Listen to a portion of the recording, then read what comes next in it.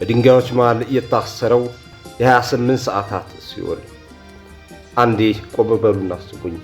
አሁን የምነግራችሁ ታሪክ ልብ ወለድ አይደለም። ይህ አፈ ታሪክ አይደለም። ይህ በምድር ላይ በስጋና በደም በነበረ ሰው ላይ የደረሰ ነው። እያንዳንዱ ሰከንድ በለቅሶ በስቃይ የታጀበ እውነተኛ ሲኦል ነው። ዛሬ ፋክት ዴይሊ የምናወራው ስለ ወጣቱ የሕክምና ተማሪ ጆን ጆንስ ነው። ጆን ልክ እንደኔና እንደናንተ ነገን ተስፋ ያደረገ ወጣት ነበር። ግን በአንድ ሰከንድ ስህተት ምክንያት በድንጋዮች መሃል ተዘቅዝቆ ተቀብሮ የቀረ ምስኪን አባት ነው። አስክሬኑስ ለምን እስካሁን ሊወጣ አልቻለም? ካሜራውን ሳታርቁ አይናችሁን ከስክሪኑ ላይ ሳትነቅሉ እስከ መጨረሻው ተከታተሉኝ።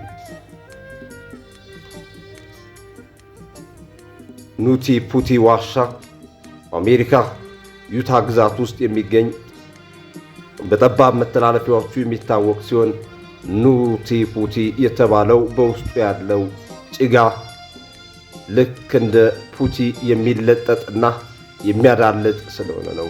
ይህ ዋሻ ከመጥበቡ የተነሳ ቀደም ሲል በርካታ ሰዎች ተቀርቅረው በለቅሶ ወጥተዋል። በ2004 ሁለት ሰዎች እዛው ቦታ ላይ ተቀርቅረው በከፍተኛ ጥረት ነበር የተረፉት። ባለሥልጣናቱ ዋሻውን ዘግተውት ቢቆዩም በ2009 ግን በድጋሚ ተከፈተ። ጆን ጆንስም የገባው ያኔ ነበር።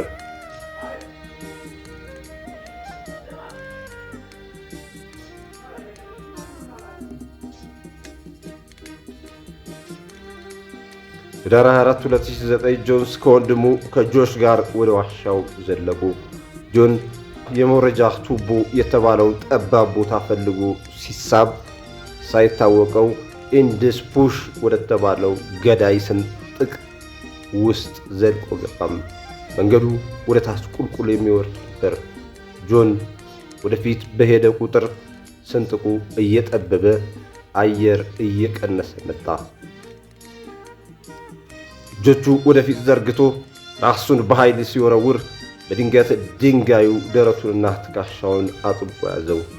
አሁን ጆን 70 ዲግሪ ገደማ ተዘቀዘቀ። ጭንቅላቱ ወደ ታች ሆነ። እጆቹ ከሰውነቱ በታች ታጥፈው ቀሩ። መተንፈስ እንኳን አቃተው።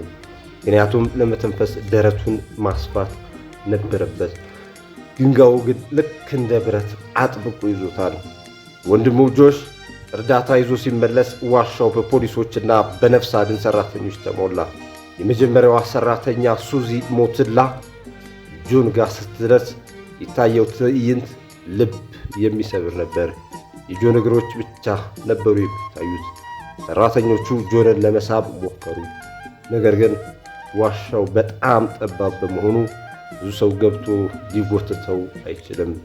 አንድ ሰው ብቻ ነው ጆን ጋር መድረስ የሚችለው። እሱም በሆዱ የተሳበ። ሰራተኞቹ በፈረቃ ለ24 ሰዓት ያለ ረፍት ደከሙ። ጆን ግን ከገባበት ስንጥቅ ሴንቲሜትር እንኳን ሊቀንስ አልቻለም። ከዋሻው ውጭ የነበረው ድባብ ሊገለጽ የማይችል ጭንቀት ነበር።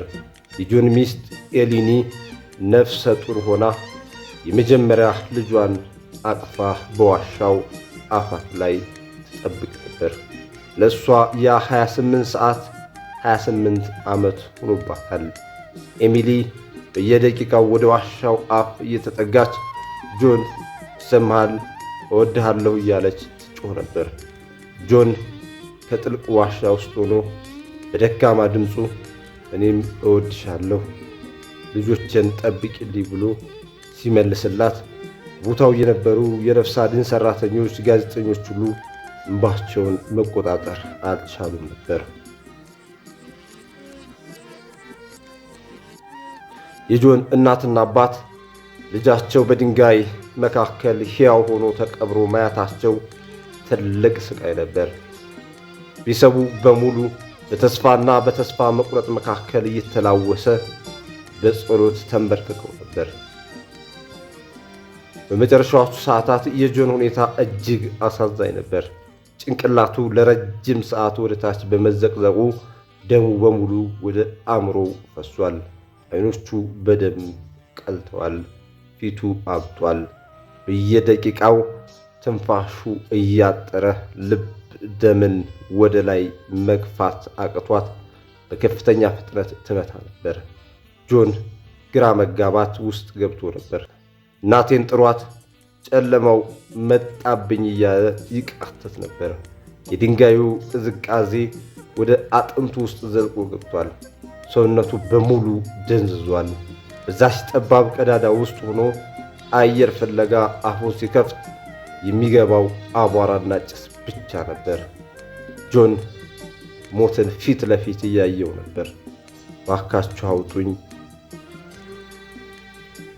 የታፈንኩ ነው የሚለው የጆን የመጨረሻ ቃላት በዋሻው ግድግዳዎች ላይ እያስተጋቡ በዝምታ ተዋጡ።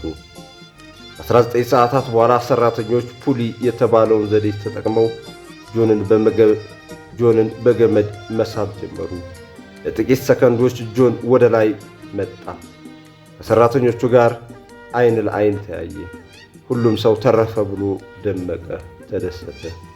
ነገር ግን ድንገት በድንጋዩ ላይ ተተክሎ የነበረው ብረት ፓንክ በሚል ድምፅ ተሰባብሮ ፈነዳ።